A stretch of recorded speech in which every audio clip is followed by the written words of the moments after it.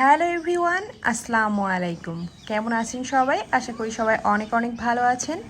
তো আমি যখন ভিডিওতে বলি যে গরমে বিড়ালরা এরকম হয়রান হয়ে গেলে বা দুর্বল হয়ে গেলে বা একটু অসুস্থ বোধ করলে বা পানি শূন্য হয়ে গেলে, ডিহাইড্রেট হয়ে গেলে আপনারা স্যালাইন বা গ্লুকোজ খাওয়াবেন।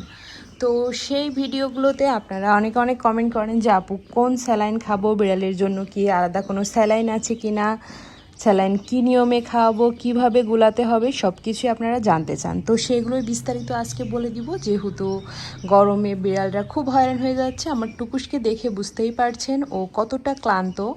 ও তেমন কোনো খাবারই খাচ্ছে না। যেখানে ও বারে বারে খাবার খাওয়ার বায়না করতো আমার কাছে, সেখানে ও খাবারই খাচ্ছে না।